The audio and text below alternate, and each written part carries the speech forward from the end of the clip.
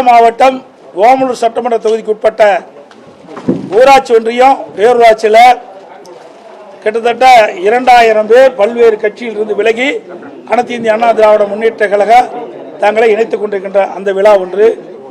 இரண்டாவது, நம்முடைய கட்சி மாவட்ட கட்சி அலுவலகத்தில் தஞ்சாவூர் மாவட்டத்தில் இருந்து கிட்டத்தட்ட ஒரு 1000 பேர் பல்வேறு கட்சியிலிருந்து விலகி இன்றைய தினம் அனைத்து இந்திய அண்ணா திராவிட முன்னேற்ற கழகத்தில் இணைந்துள்ளார்கள். அந்த விழா 2 இடத்திலும் எடுக்கப்பட்டிருக்கிறது. இன்றைக்கு அனைத்து இந்திய அண்ணா திராவிட முன்னேற்ற கழகத்தில் பல கட்சியிலிருந்து விலகி அண்ணா திமுக சேர்ந்து கொண்டிருக்கின்றார்கள். ஒரு விளையம் பயிர் முறையிலே தெரியுமாங்க, அது மாதிரி வருகின்ற சட்டமன்ற தேர்தல் வெற்றிக்கு இதுவே ஒரு அறிகுறி.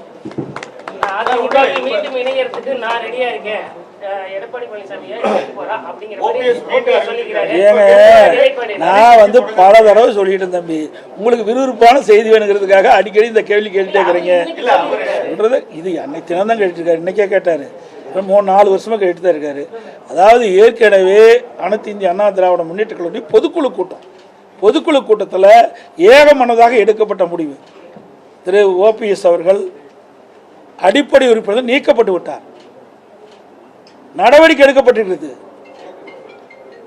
அதனால அந்த கட்சியில் சேர்த்துவதற்கு எந்தவித வாய்ப்பும் இல்லை. அது அவரை தான் கேட்கணும், நீங்க அவரை போய் கேளுங்க சார். இது அடிப்படை நல்லா புரிஞ்சுக்குது. பொதுக்குழு எடுக்கப்பட்ட முடிவு, ஒரு பொதுச்சாலை எடுக்கப்பட்ட முடிவு இல்லை. 2500க்கும் மேற்பட்ட பொதுக்குழு உறுப்பினர்கள் ஒன்றாக கூடி சென்னையிலே அவர்கள் இந்த இயக்கத்திற்கு துரோகம் விளைத்த காரணத்தினால் அந்த சென்னையில் கூட்டப்பட்ட அந்த பொதுக்குழுவில் எடுக்கப்பட்ட நடவடிக்கை.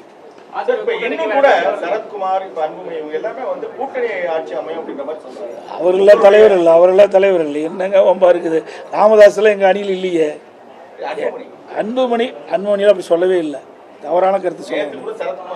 அவரு சரத்குமார் ஏங்க, அவரே தலைவர், கட்சிக்கு தலைவர் சொன்னீங்களா, கேள்வி கேட்டீங்களா, பரவாயில்ல. கட்சியில் 1008 பேர் இருக்கிறாங்க. அந்த கட்சி வளர்வதற்காக கட்சியில் இருக்கிற உறுப்பினர்கள் ஆர்வமாக செயல்பட வேண்டும் அந்த கருத்தை சொல்லுவாங்க. ஒவ்வொரு கட்சியிலையும் சொல்லுவது தானே, அப்பதானே தொண்டை உற்சாகமாக பாடுபடுவாங்க. எங்களுடைய அனைத்து இந்திய அண்ணா திராவிட முன்னேற்ற கழகம், நான் ஏற்கனவே பலமுறை சொல்லிட்டேன், அதிமுக தான் ஆட்சி அமைக்கும் சார். இன்னும் தொடங்கல சார். யார் சொல்லியிருக்கிறாங்க?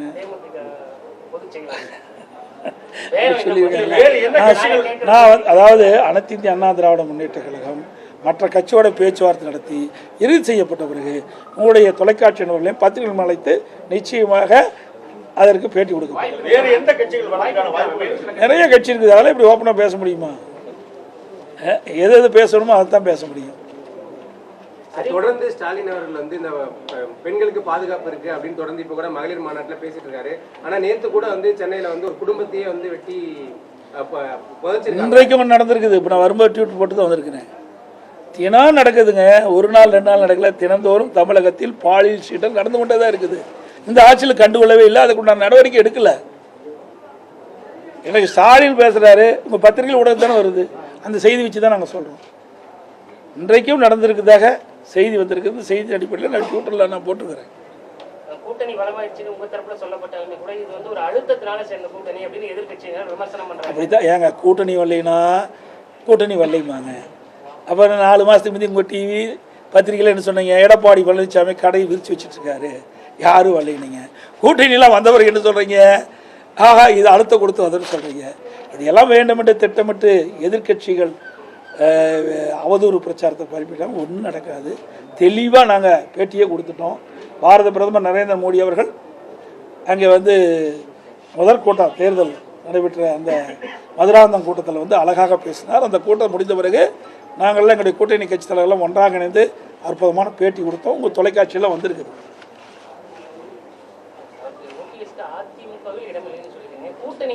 சார் அதெல்லாம் எதை பேசணுமோ அதுதான் பேச முடியும், எல்லாவற்றையும் பேச முடியாது. ஒவ்வொரு கட்சியும் எல்லா கட்சியும் முடிவெற்ற பிறகுதான் தொகுதி பங்கெடுப்பாங்க. இன்னும் சில கட்சியோடு நாங்கள் பேசிகிட்டு இருக்கிறோம். அந்த கட்சிகள்லாம் ஒருங்கிணைத்த பிறகு நீங்கள் சொன்ன மாதிரி எந்தெந்த தொகுதி யாராக இருக்குன்று எவ்வளோ சீட்டு முதல் பிரிக்கப்படும், அப்புறம் எந்தெந்த தொகுதின்னு பிரிக்கப்படும். நான் ஏற்கனவே சொன்னேன் 210 தொகுதி எங்களுடைய கூட்டணி வெற்றி பெறும். அதில் எந்த மாற்று கருத்தும் கிடையாது. அது எப்படி முதல்ல சொல்ல முடியும்? முன்கூட்டியே சொல்ல முடியாதுல்ல. ஒரு சிலவற்றை தான் சொல்ல முடியும். அப்புறம் அதுக்கு வேல்யூ இல்லாமல் போயிடும். தேர்தல் என்பது மக்கள் எல்லாம் அவரோடு எதிர்பார்த்துட்டு இருக்கிறாங்க. தமிழகத்தில் திராவிட முன்னேற்ற கழகத்தை அகற்றப்பட வேண்டும். அது எல்லா மக்களிடத்திலையும் ஆழமாக பயந்து விட்டது. மாற்றுனா அதிமுக தான் ஆட்சிக்கு வரணுங்க. ஏன்னா அதிமுக ஆட்சியில் ஒரு சிறப்பான ஆட்சி கொடுத்தோம். மாண்பு அம்மா இருக்கின்ற பொழுதும் கொடுத்தாங்க. அம்மா மறைவுக்கு பிறகும் 4 வருடம் 2 மாத காலம் ஒரு சிறப்பான ஆட்சி கொடுத்தோம். எவ்வளோ திட்டங்களை நிறைவேற்றி கொடுத்துருந்தோம் இந்த மாவட்டமே சாட்சி. தமிழகம் முழுவதும் ஒவ்வொரு மாவட்டத்திலும் ஒவ்வொரு சட்டமன்ற தொகுதியிலும் அதிமுக ஆட்சி இருக்கின்ற பொழுது மக்கள் கொடுத்த கோரிக்கை நாங்கள் நிறைவேற்றி தந்திருக்கிறோம். ஆனால் திமுக ஆட்சியில் அப்படி இல்லை. தினந்தோறும் ஃபோட்டோ ஷூட் எடுப்பாங்க, தினம் ஒரு பேர் வைப்பாங்க. அந்த பேரோட அன்றைய தினம் அவருடைய நிகழ்ச்சி முடிஞ்சு போச்சு. அவ்வளோ பேர் வச்சிருக்கிறாங்க. அதே மாதிரி திட்டத்தை அறிவிப்பாங்க, ஒரு குழு போடுவாங்க, அதுக்கு ஒரு தலைவர் போடுவாங்க, அதோட விட்டுருவாங்க. 52 குழு போட்டிருக்காங்க சார். 52 குழு என்னென்ன பணியை மேற்கொள்ளட்டுன்னு வெள்ளேறி கேட்டால் இது வரைக்கும் கிடையாது. இந்த ஆட்சியை பொறுத்த வரைக்கும் வெற்றி அறிவிப்பு விட்டு இன்றைக்கி கவர்ச்சிகரமாக திட்டத்தை அறிவித்து மக்களை ஏமாற்றி செயல்பட்டு கொண்டிருக்கிற அரசாங்கம் இன்றைக்கி ஊழல் அரசாங்கம்.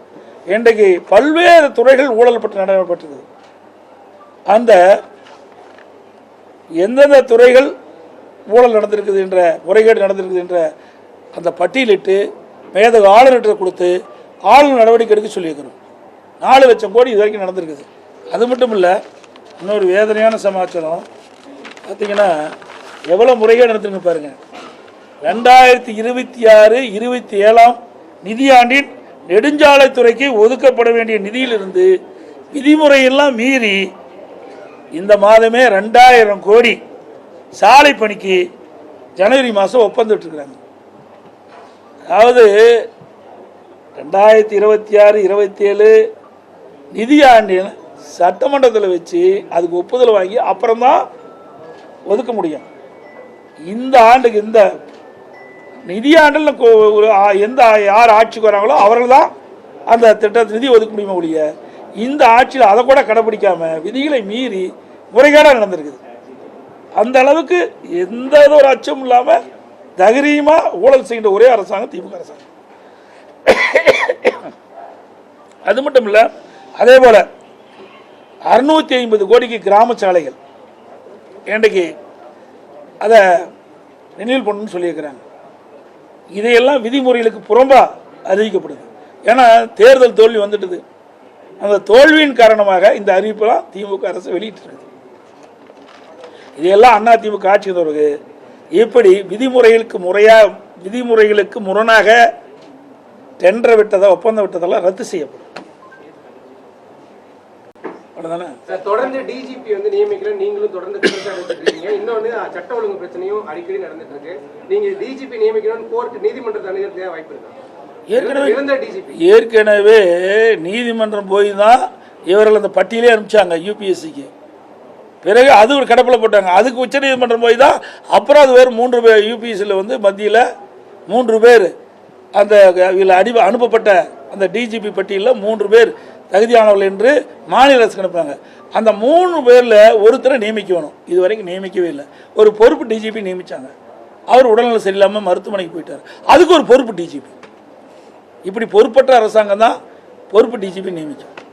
நாட்டில் இவ்வளோ பிரச்சனை நடந்திருக்குது. இதில் 3 பேர் பட்டியலில் இவர்கள் அனுப்பிய பட்டியலில் இருந்து தான் 3 பேர் தேர்ந்தெடுத்து மத்தியில் யூபிஎஸ்சி அனுப்பிச்சிருக்குது. அதுலேயே ஒருவரை தேர்ந்தெடுக்கிறதுக்கு இந்த அரசு தயங்குறது தான் தெரியல. ஏன்னா அந்த 3 பேருமே இவர்களுக்கு ஒத்து போக மாட்டார் என்று கருதி தான் அந்த பட்டியலை அப்படியே கிடப்பில் போட்டுக்கிறாங்க. அரசு ஊழியர்களுக்கு ஓய்வூதியம் வெற்றி அறிவிக்கும் சொல்லியிருக்கீங்க. அதே மாதிரி 17 ஆசிரியர் நிரந்தரம் சத்துணவு பணியாளருக்கு ஓய்வூதியம் சொல்லியிருக்காங்க. எப்படி பார்க்கலாம்? அதாங்க ஏற்கனவே திராவிட முன்னேற்ற கழக தேர்தல் அறிக்கையில் அறிவிப்பு கொடுத்தாங்க. அந்த அறிவிப்படி தான் போராட்டம் பண்ணிட்டு இருக்கிறாங்க. 2021 சட்டமன்ற பொது தேர்தலில் திராவிட முன்னேற்ற கழகம் ஆட்சிக்கு வந்தால் நாங்கள் இந்தந்த அமைப்பு என்னென்ன கோரிக்கை வச்சுதோ அந்த கோரிக்கைகளை நிறைவேற்ற வேணும்னு தான் இவர்கள் கோரிக்கை வச்சாங்க. அந்த கோரிக்கை அடிப்படையில் திமுக கட்சி அந்த அறிவிப்பு வெளியிடுது. இப்போ அவங்க கேட்குறாங்க, இது வரைக்கும் 4.25 ஆண்டு காலம் ஆச்சு, நீங்கள் தேர்தல் நேரத்தில் உங்களுடைய வாக்குறுதி நிறைவேற்றலை, அதுக்காக போராடுறாங்க. ஆனால் அதை போராட்டத்தை கண்டுகொள்ளலை. கைது பண்ணி சிறையில் அடிச்சிருக்காங்க. சிறை கைது பண்ணி அங்கங்கே மண்டபத்தில் வைக்கிறாங்க, மாதிரி வெளியிட்டுறாங்க. மறுபடியும் போராட்டம் தொடர்ந்து நடந்துகிட்டே தான் இருக்குது. ஆக அவர்கள் கேட்பதில் என்ன, நீங்கள் வாக்குறுதி கொடுத்தீங்க, வாக்குறுதிப்படி நாங்கள் வாக்களித்தோம், நீங்கள் ஆட்சிக்கு வந்துட்டீங்க, ஆட்சிக்கு வந்தபடி வாக்குறுதி நிறைவேற்ற வேண்டும் என்று தான் போராட்டம் பண்ணுறாங்க.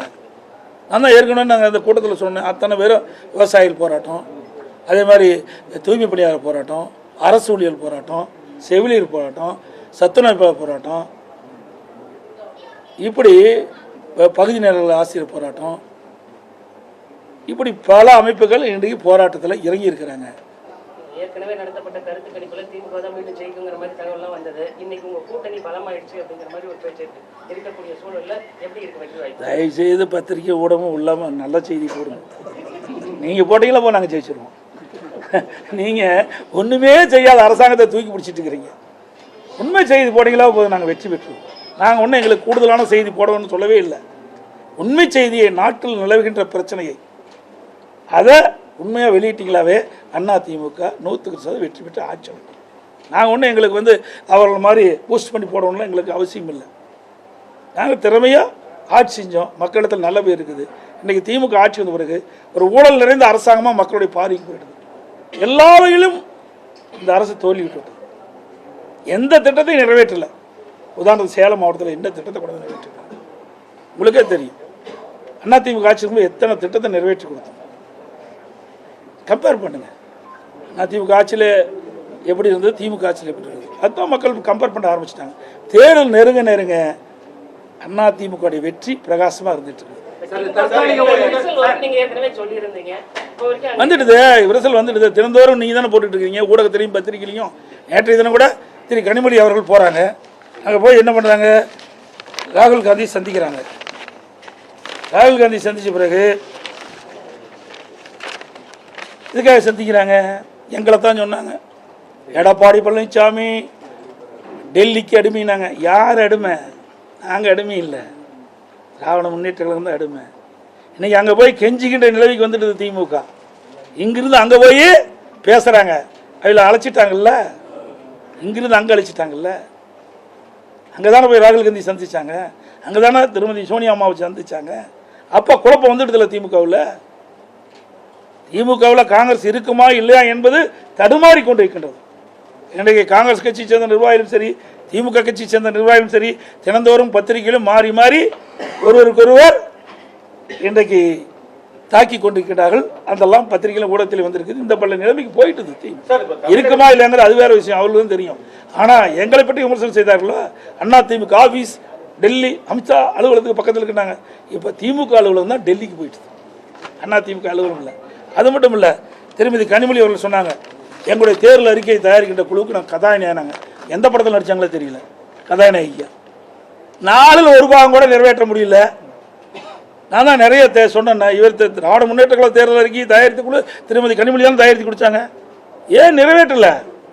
இதுவரைக்கும் நிறைவேற்றவே முடியல. நேற்றைய தினம் கூட திரு ஸ்டாலின் அவர்கள் தஞ்சைக்கு போகும்போது ஒரு நிகழ்ச்சியில் போகும்போது விவசாயிகள்லாம் போராட்டம் பண்ணி கைது பண்ணுற நிலைக்கு போயிட்டாங்க. நீங்கள் போய் மக்களை சந்திக்க முடியல, கொடுக்கப்பட்ட வாக்குறுதி நிறைவேற்ற முடியல. சார், தமிழகத்தை பொறுத்தவரையிலும் அதிமுக திமுக என்ற நிலை மாதிரி இன்னைக்கு தமிழக வெற்றி கழக விஜய் ஒரு முக்கிய பங்கு இந்த தேர்தலை வகிப்பாரு. அதை எப்படி எதிர்கொள்ளுங்க? எங்க முக்கிய பங்கு வந்தால் தானே தெரியும். சும்மா உங்கள் பத்திரிகையும் ஊடகத்தையும் அப்படி போட்டு அந்த என்ன ரேட்டு ஏறுது, டிபிஆர் ரேட் ஆகிறதுக்கு அதை போட்டு காட்டிட்டு இருக்கிறீங்க. என்னங்க இருக்குது, என்ன பண்ணாங்க சொல்லுங்க பார்க்கலாம். இந்த ஆட்சி இப்போ நான் இவ்வளவும் சொன்னேன். இன்றைக்கி அதிமுக பொன்விழா கண்ட கட்சி, 31 ஆண்டுகளும் தமிழகத்தில் ஆட்சி புரிந்த கட்சி. மத்திய அரசிலிருந்து மாநில அரசு என்னென்ன திட்டங்களை கொண்டு வந்து நிறைவேற்றி அதன் மூலமாக தமிழகம் எந்த அளவுக்கு உயர்ந்திருக்குன்னு நாங்கள் பளிச்சுன்னு சொல்கிறோம். அதெல்லாம் ஒன்றும் சொல்ல முடியும், சொல்லுங்க என்னன்னு சொல்லுங்க பார்க்கலாம். என்ன சொல்லலை, கூட்டம் ரசிகர் கூட்டம் வரத்தான் செய்யும். ஒரு அது நிறைய அவர் சிறந்த நடிகர், அதில் எந்த மாற்று கருத்தும் கிடையாது. ஆனால் சிறந்த அரசியல்வாதி நாங்கள் தான். மக்களுக்கு சேவை செய்தோன்னா நாங்கள் தான் இது வரைக்கும் மக்களுக்கு குரல் கொடுத்துட்டு இருக்கிறோம். இந்த ஆட்சி எழுத்து கூட பேச முடியல, அது வரைக்கும் திரைப்படத்தில் நடிச்சுட்டு தான் இருந்தார். இப்போ தான் வெளியில் வந்திருக்கிறாரு. நான் இந்த பொது நாளைக்கு 1974 வந்தேன்.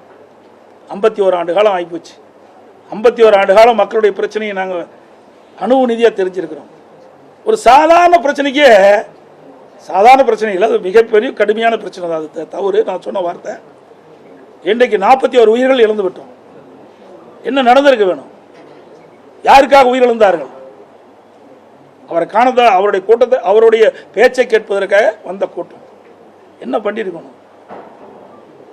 நேரடியாக அங்கே போயிருக்கணும். நாங்களாம் ஓடலை. நாங்கள் எந்த கட்சி அந்த கட்சின்னு பார்க்கல. விலை மதிக்க முடியாத உயிர்கள் 41 போயிட்டுது. பாவம், பரிதாபம். இந்த குடும்பம் எந்த நிலையில் இருக்கும்? அவர்களுக்கு எங்களால் முடிந்த ஆறுதல் சொல்லலாம். அந்த ஆறுதல் கூட உங்களால் சொல்ல முடியலையே. அப்புறம் கட்சி நடத்தி என்ன செய்ய போறீங்க? இதே அம்மா இருந்தது. அம்மா இருக்கும்போது சுனாமி வந்தது, அதிகாரிகள் எச்சரிச்சாங்க. அதையும் மீறி கடலுக்கு போய் பார்த்தாங்களே இல்லையா? உடனே ஓடோடி பார்த்தாங்களே இல்லையா? புயல் வந்தது, என்னுடைய அமைச்சர்கள்லாம் 3 மாதம் அங்கேயே தங்கி, கஜா புயல்ல 3 மாத காலம் அந்த இடத்துல தங்கி நிவாரண பணிகளை மேற்கொண்டு அந்த புயல் அடிச்சூடு இல்லாமல் நாங்கள் பார்த்துக்கிட்டோம். இதெல்லாம் எங்களுடைய உழைப்பு. ஒரு அரசாங்கம் எப்படி இருக்கணும் என்பதற்கு முன்மாதிரியாக அரசாங்கம் அதிமுக அரசாங்கம். எதையுமே செய்யாமல் திரைப்படத்தில் இருக்கிற வரைக்கும் சம்பாரிச்சிங்க. இப்போ விட்டுட்டு வந்தீங்க, நான் பல்லாயிரக்கணக்கு கோடி விட்டுட்டு வந்தேங்கிறீங்க. யாருக்கா விட்டுட்டு வந்தீங்க? இப்படிப்பட்ட ஒரு அரசியல்ல தாங்குவாரா? சார், அதெல்லாம் நான் சொல்லலை. நீங்கள் கேட்ட கேள்விக்கு நான் பதில் அவ்வளோதான். தாங்குவாரா போவாரா? அதாவது அனுபவம் வேணும். இது சாதாரண விஷயம் இல்லை. இன்றைக்கி என்னாச்சு? திட்டமிடாமல் போன காரணத்தால் தான் 41 உயிர்கள் நம்ம பலி கொடுத்துட்டோம். சாதாரண விஷயம் இல்லைங்க. 41 குடும்பம் இன்னைக்கு அனாதி ஆகிட்டது இல்லை. ஆமாம், இன்னைக்கு சார், அதாவது விளையும் பயிர் முளையிலே தெரியுமாங்க. நாம் மக்களை இன்னைக்கு ஒரு ரசிகர் பட்டாலும் ஏறலாமல் இருப்பதற்காக எதை வேணாலும் பேசிட முடியாது. இது 8 கோடி மக்களுடைய வாழ்வாதார பிரச்சனை. ஒரு அரசாங்கம் வந்தால் எப்படி செயல்படும் என்பதை பார்க்கணும். கொரோனா காலம் இருந்ததுங்க. கொரோனா காலம் வந்தால் இவ்வளோ வீட்டு விட்டு வெளியே வருவாரா? நான் 32 மாவட்டத்துக்கு நேரடியாக போனேன். என்னை கூட மருத்துவர்கள் சொன்னாங்க, நான் அடிக்கடி சொன்னேன். ஆனால் நான் 15 மாவட்டத்துக்கு போயிட்டு 16ஆம் மாவட்டம் திருச்சிக்கு போகும்போது தமாக தலைவர் ஒருத்தர், அவர் பிரமாதமாக விவசாயி என்று பேசிட்டு இருந்தார். ஒரு வாரம் கழித்து அவர் கொடுத்துருந்தார். அந்த செய்தியெல்லாம் அவர்கிட்ட கேட்கணும்னு சொன்னேன். இறந்துட்டார். அருமையான உடல், 55-57 வயசு தான் இருக்கும். அப்படிப்பட்ட சூழ்நிலை கூட 32 மாவட்டத்துக்கு நேரடியாக போனோம். மக்களை போய் சந்தித்தோம். அந்த காலகட்டத்தில் ஒரு இக்கட்டான காலகட்டம். மக்களை காக்க வேணும், மக்களுடைய பிரச்சனை தீர்க்க வேணும். அதையெல்லாம் நேரடியாக சேர்ந்து நீங்கள் எல்லா ஊடகம் பார்த்தீங்க, எல்லா இடத்துலையும் போனோம். அப்படி ஒரு சூழ்நிலை வருகின்ற போது இவரெல்லாம் எப்படி சமாளிக்க முடியும்? சார், இவ்வளவு பலம் வாய்ந்த ஒரு கட்சியை அவர் எங்களுக்கும் திமுக தான் சார், 1008 பேசலாம், அது வேற. அவருடைய இது சுதந்திர நாடு, யார் வேணாலும் கட்சி ஆரம்பிக்கலாம், யார் வேணாலும் ஒருத்தர் வருவதற்காக பேசலாம். அதையெல்லாம் பொருட்படுத்த வேணுமா? உங்களுக்கு பத்திரிகையாளர் ஊடகமும் தெரியும். ஏதாவது பேசி கீசி விறுவிறுப்பாக செய்தி பரவணும். அதுக்காக என்கிட்ட கேட்க முடியாத கேள்வியாக கேட்குறேன். எந்த கேள்வி கேட்டாலும் நான் பதில் சொல்ல தயார். அதில் எந்த மாற்று கருத்தும் கிடையாது. எதற்காக சொல்லினா, யாரையும் நான் குறைச்சி மதிப்பிடல. இது அரசாங்கங்க. அரசாங்கத்தில் அனுபவம் தேவை. அனுபவங்களால் செய்யவே முடியாது. பெரிய கஷ்டங்க. இன்றைக்கு அதிமுக ஆட்சியில் பொன்மனச்சம்பள புரட்சித்தலைவர் எம்ஜிஆர் இருந்தார், அம்மா இருந்தால், அம்மா மறைவுக்கு நாங்கள் இருந்தோம். எந்த அளவுக்கு வளம் இருக்குதுன்னு பாருங்கள். மற்ற மாநிலத்தை ஒப்பிட்டு பாருங்கள். இன்றைக்கு இவ்வளோ தூரம் வளர்ச்சி அடைவதற்கு காரணம் அனைத்து இந்திய அண்ணா திராவிட முன்னேற்ற கழகம் ஆட்சி இருந்த காரணத்தில் தான். அதுதான் நாங்கள் தைரியமாக சொல்கிறோம்.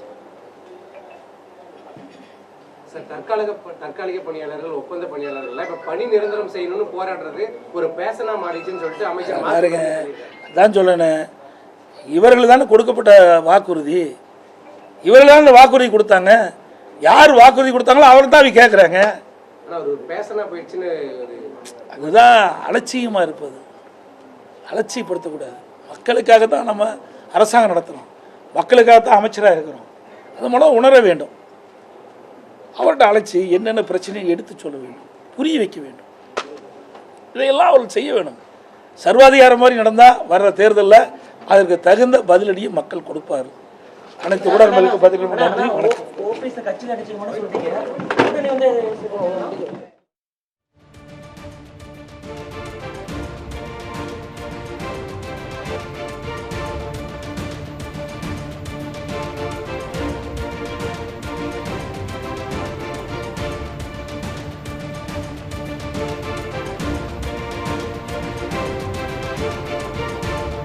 அனைத்து ஊடகங்களுக்கும் பத்திரிகை நண்பர்களுக்கும் வணக்கம். இன்றைய தினம் சேலம் மாவட்டம் ஓமலூர் சட்டமன்ற தொகுதிக்கு உட்பட்ட ஊராட்சி ஒன்றியம் பேரூராட்சியில் கிட்டத்தட்ட 2000 பேர் பல்வேறு கட்சியிலிருந்து விலகி அனைத்து இந்திய அண்ணா திராவிட முன்னேற்ற கழக தங்களை இணைத்துக் கொண்டிருக்கின்ற அந்த விழா ஒன்று. இரண்டாவது, நம்முடைய கட்சி மாவட்ட கட்சி அலுவலகத்தில் தஞ்சாவூர் மாவட்டத்தில் இருந்து கிட்டத்தட்ட ஒரு 1000 பேர் பல்வேறு கட்சியிலிருந்து விலகி இன்றைய தினம் அனைத்து இந்திய அண்ணா திராவிட முன்னேற்ற கழகத்தில் இணைந்துள்ளார்கள். அந்த விழா 2 இடத்திலும் எடுக்கப்பட்டுகின்றது. இன்றைக்கு அனைத்து இந்திய அண்ணா திராவிட முன்னேற்ற கழகத்தில் பல கட்சியிலிருந்து விலகி அதிமுக சேர்ந்து கொண்டிருக்கின்றார்கள். ஒரு விளையம் பயிர் முறையிலே தெரியுமாங்க, அது மாதிரி வருகின்ற சட்டமன்ற தேர்தல் வெற்றிக்கு இதுவே ஒரு அறிகுறி. மீண்டும் இணையறதுக்கு நான் ரெடியா இருக்கேன். எடப்பாடி பழனிசாமி ஏங்க, நான் பல தடவை சொல்லிட்டேன் தம்பி, உங்களுக்கு விறுவிறுப்பான செய்தி வேணுங்கிறதுக்காக அடிக்கடி இந்த கேள்வி கேட்டுட்டே இருக்கிறீங்க. சொல்றது இது அன்னைக்கு தினம் தான் கேட்டுட்டு இருக்காரு, இன்னைக்கே கேட்டாரு, 4 வருஷமா கேட்டு தான் இருக்காரு. அதாவது ஏற்கனவே அனைத்து இந்திய அண்ணா திராவிட முன்னேற்ற கழகத்தின் பொதுக்குழு கூட்டத்தில் ஏகமனதாக எடுக்கப்பட்ட முடிவு, திரு ஓபிஎஸ் அவர்கள் அடிப்படை உறுப்பினர் நீக்கப்பட்டு விட்டார். நடவடிக்கை எடுக்கப்பட்டிருக்கிறது. அதனால அந்த கட்சியில் சேர்த்துவதற்கு எந்தவித வாய்ப்பும் இல்லை. அது அவரை தான் கேட்கணும், நீங்க அவரை போய் கேளுங்க சார். இது அடிப்படை நல்லா புரிஞ்சுக்குது. பொதுக்குழு எடுக்கப்பட்ட முடிவு, அவர் பொதுச்சாலை எடுக்கப்பட்ட முடிவு இல்லை. 2500க்கும் மேற்பட்ட பொதுக்குழு உறுப்பினர்கள் ஒன்றாக கூடி சென்னையிலே அவர்கள் இந்த இயக்கத்திற்கு துரோகம் இழைத்த காரணத்தினால் அந்த சென்னையில் கூட்டப்பட்ட அந்த பொதுக்குழுவில் எடுக்கப்பட்ட நடவடிக்கை.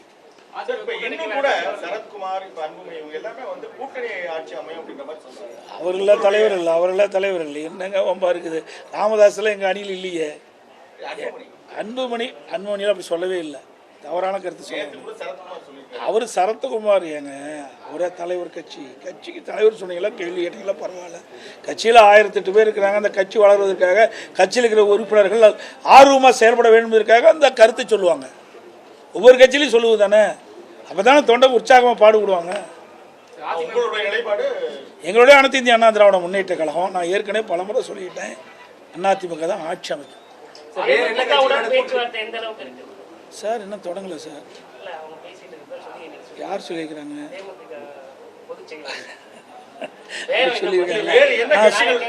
அதாவது அனைத்து இந்திய அண்ணா திராவிட முன்னேற்ற கழகம் மற்ற கட்சியோட பேச்சுவார்த்தை நடத்தி இறுதி செய்யப்பட்ட பிறகு உங்களுடைய தொலைக்காட்சி நபர்களையும் பத்திரிகைகள் அழைத்து நிச்சயமாக அதற்கு பேட்டி கொடுக்கும்.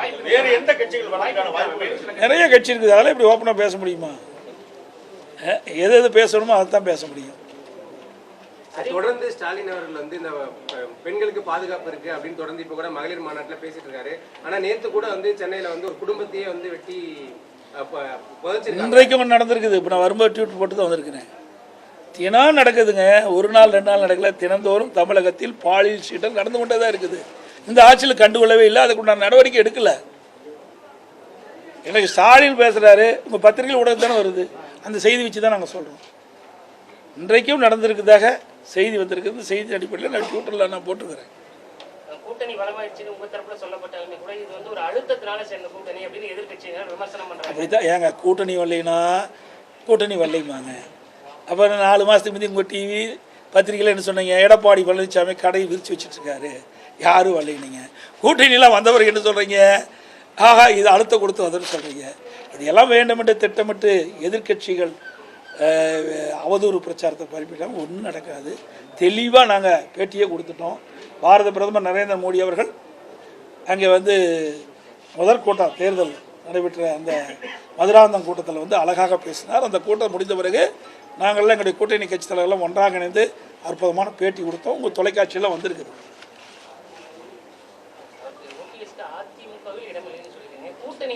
சார், அதெல்லாம் எதை பேசணுமோ அதை தான் பேச முடியும், எல்லாவற்றையும் பேச முடியாது. ஒவ்வொரு கட்சியும் எல்லா கட்சியும் முடிவெற்ற பிறகு தான் தொகுதி பங்கெடுப்பாங்க. இன்னும் சில கட்சியோடு நாங்கள் பேசிகிட்டு இருக்கிறோம். அந்த கட்சிகள்லாம் ஒருங்கிணைத்த பிறகு நீங்கள் சொன்ன மாதிரி எந்தெந்த தொகுதி யாராக இருக்குன்று எவ்வளவு சீட்டு மூலம் பிரிக்க போகிறோம், அப்புறம் எந்தெந்த தொகுதியும் பிரிக்க போகிறோம். நான் ஏற்கனவே சொன்னேன், 210 தொகுதி எங்களுடைய கூட்டணி வெற்றி பெறும். அதில் எந்த மாற்று கருத்தும் கிடையாது. அது எப்படிங்க முதல்ல சொல்ல முடியும்? முன்கூட்டியே சொல்ல முடியாதுல்ல, ஒரு சிலவற்றை தான் சொல்ல முடியும். அப்புறம் அதுக்கு வேல்யூ இல்லாத போயிடும். தேர்தல் என்பது மக்கள் எல்லாம் அவரோடு எதிர்பார்த்துட்டு இருக்கிறாங்க. தமிழகத்தில் திராவிட முன்னேற்ற கழகத்தை அகற்றப்பட வேண்டும், அது எல்லா மக்களிடத்திலையும் ஆழமாக பயந்து விட்டது. மாற்றுனா அதிமுக தான் ஆட்சிக்கு வரணுங்க. ஏன்னா அதிமுக ஆட்சியில் ஒரு சிறப்பான ஆட்சி கொடுத்தோம். மாண்பு அம்மா இருக்கின்ற பொழுதும் கொடுத்தாங்க, அம்மா மறைவுக்கு பிறகும் 4 வருடம் 2 மாத காலம் ஒரு சிறப்பான ஆட்சி கொடுத்தோம். எவ்வளோ திட்டங்களை நிறைவேற்றி கொடுத்துருந்தோம் இந்த மாவட்டமே சாட்சி. தமிழ் முழுவதும் ஒவ்வொரு மாவட்டத்திலும் ஒவ்வொரு சட்டமன்ற தொகுதியிலும் அதிமுக ஆட்சி இருக்கின்ற பொழுது மக்கள் கொடுத்த கோரிக்கை நாங்கள் நிறைவேற்றி தந்திருக்கிறோம்.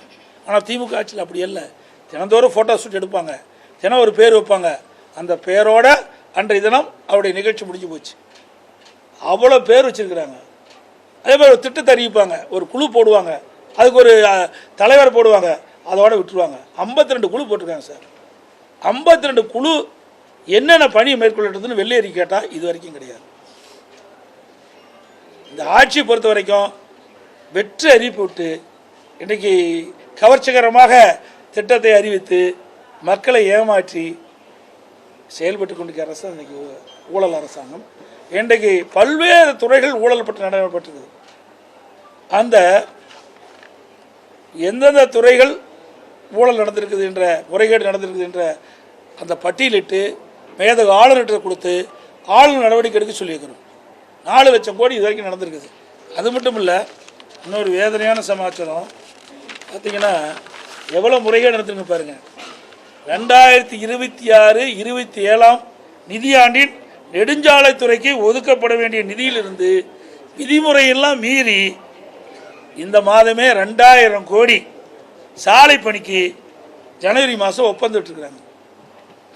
அதாவது 2026-27 நிதியாண்டின் சட்டமன்றத்தில் வச்சு அதுக்கு ஒப்புதல் வாங்கி அப்புறம்தான் ஒதுக்க முடியும்.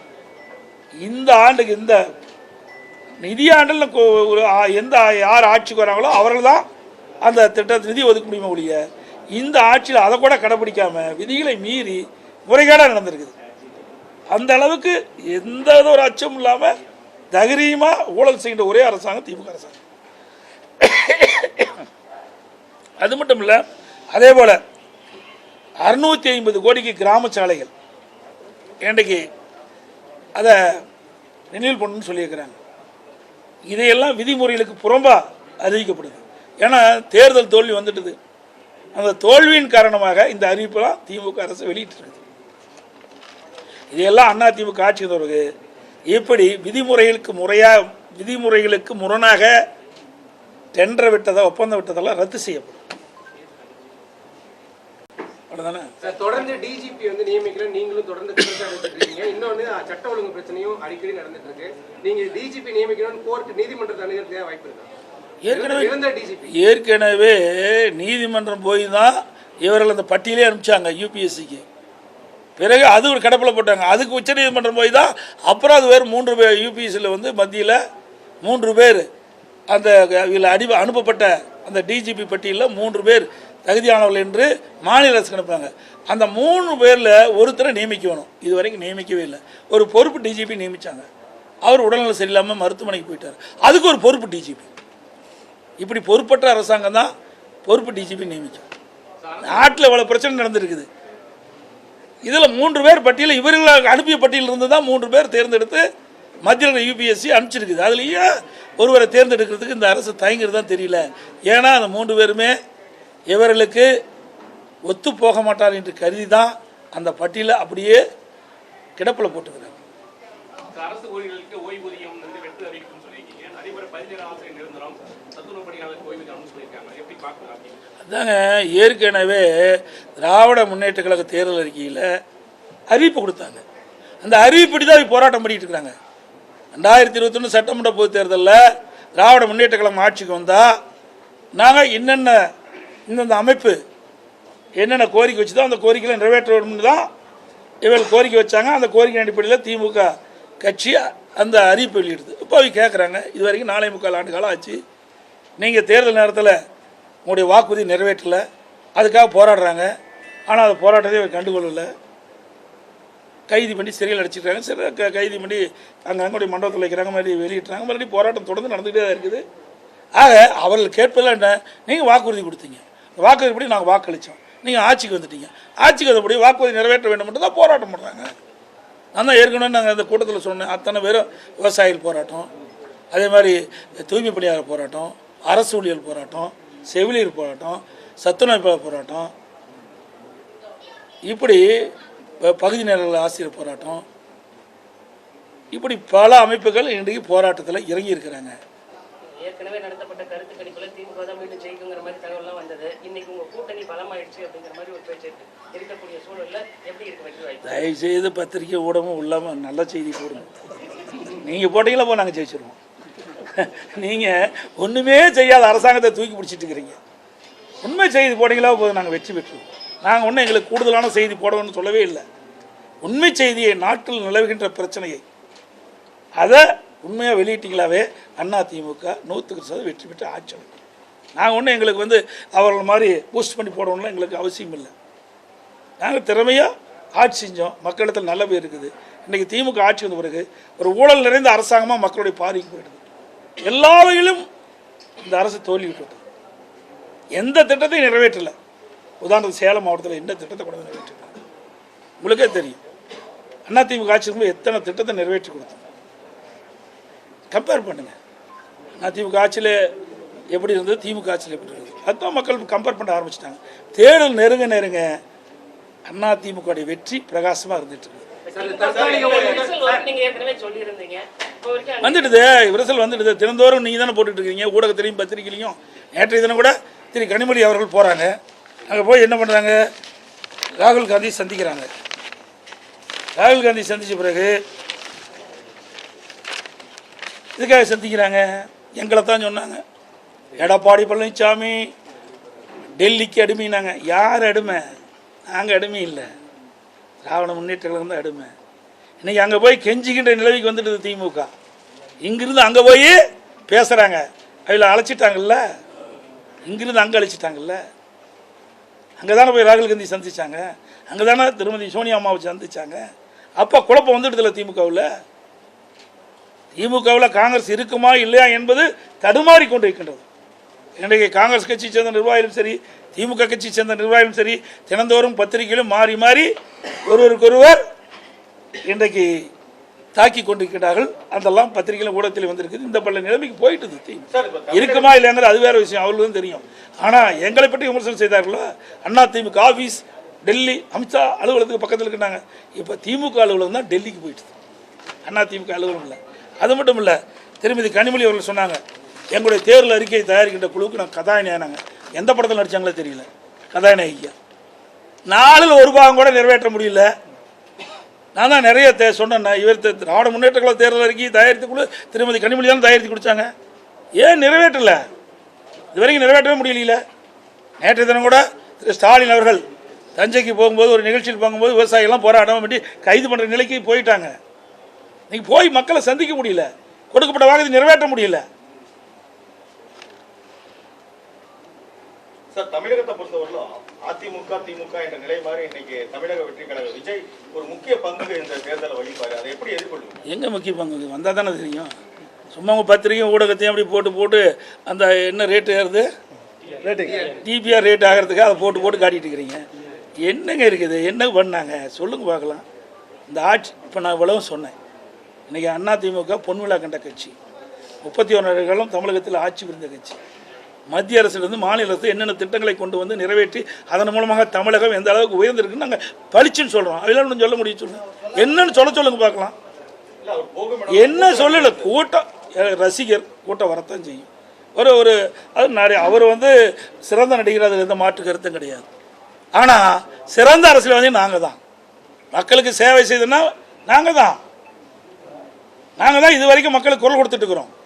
இந்த ஆட்சி எழுத்து கூட பேச முடியல, அது வரைக்கும் திரைப்படத்தில் நடிச்சுட்டு தான் இருந்தார். இப்போ தான் வெளியில் வந்திருக்கிறாரு.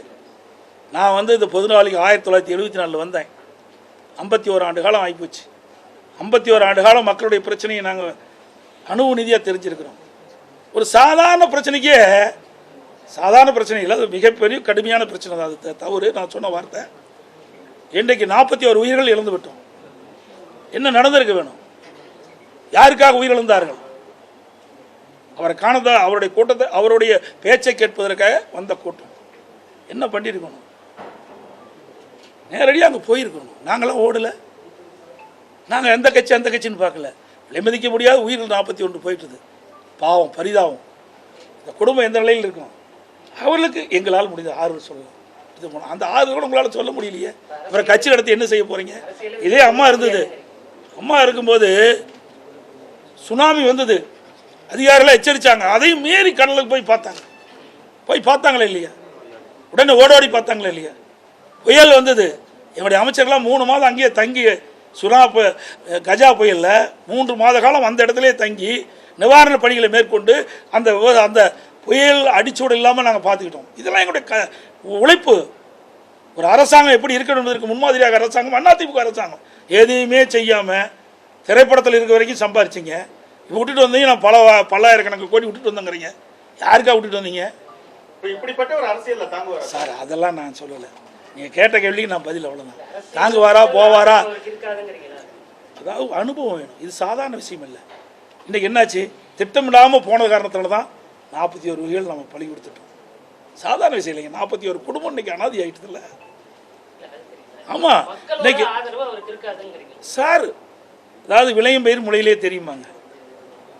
நாம் மக்களை இன்றைக்கி ஒரு ரசிகர் பட்டாலும் ஏறலாமல் இருப்பதற்காக எதை வேணாலும் பேசிட முடியாது. இது 8 கோடி மக்களுடைய வாழ்வாதார பிரச்சனை. ஒரு அரசாங்கம் வந்தால் எப்படி செயல்படும் என்பதை பார்க்கணும். கொரோனா காலம் இருந்ததுங்க. கொரோனா காலம் வந்தால் இவ்வளோ வீட்டு விட்டு வெளியே வருவாரா? நான் 32 மாவட்டத்துக்கு நேரடியாக போனேன். என்னை கூட மருத்துவர்கள் சொன்னாங்க, நான் அடிக்கடி சொன்னேன். ஆனால் நான் 15 மாவட்டத்துக்கு போயிட்டு 16ஆம் மாவட்டம் திருச்சிக்கு போகும்போது தமாக தலைவர் ஒருத்தர், அவர் பிரமாதமாக விவசாயி என்ற பேச்சிட்டு இருந்தார். ஒரு வாரம் கழித்து அவர் கொடுத்துருந்தார். அந்த செய்தியெல்லாம் அவர்கிட்ட கேட்கணும்னு சொன்னேன். இறந்துட்டார். அருமையான உடல், 55-57 வயசு தான் இருக்கும். அப்படிப்பட்ட சூழ்நிலை கூட 32 மாவட்டத்துக்கு நேரடியாக போனோம். மக்களை போய் சந்தித்தோம். அந்த காலகட்டத்தில் ஒரு இக்கட்டான காலகட்டம். மக்களை காக்க வேணும், மக்களுடைய பிரச்சனை தீர்க்க வேணும். அதையெல்லாம் நேரடியாக சேர்ந்து நீங்கள் எல்லா ஊடகம் பார்த்தீங்க, எல்லா இடத்துலையும் போனோம். அப்படி ஒரு சூழ்நிலை வருகின்ற போது இவரெல்லாம் எப்படி சமாளிக்க முடியும்? சார், இவ்வளோ பலம் வாய்ந்த ஒரு கட்சியை அவர் எங்களுக்கும் திமுக தான் சார். 1008 பேசலாம், அது வேற. அவருடைய இது சுதந்திர நாடு. யார் வேணாலும் கட்சி ஆரம்பிக்கலாம், யார் வேணாலும் ஒருத்தர் வருவதற்காக பேசலாம். அதையெல்லாம் பொருட்படுத்த வேணுமா? உங்களுக்கு பத்திரிகையாளர் ஊடகமும் தெரியும். ஏதாவது பேசி கீசி விறுவிறுப்பாக செய்தி பல வேணும். அதுக்காக என்கிட்ட கேட்க முடியாத கேள்வியாக கேட்குறேன். எந்த கேள்வி கேட்டாலும் நான் பதில் சொல்ல தயார். அதில் எந்த மாற்று கருத்தும் கிடையாது. எதற்காக சொல்லினா, யாரையும் நான் குறைச்சி மதிப்பிடல. இது அரசாங்கங்க. அரசாங்கத்தில் அனுபவம் தேவை. அனுபவம் செய்யவே முடியாது. பெரிய கஷ்டங்க.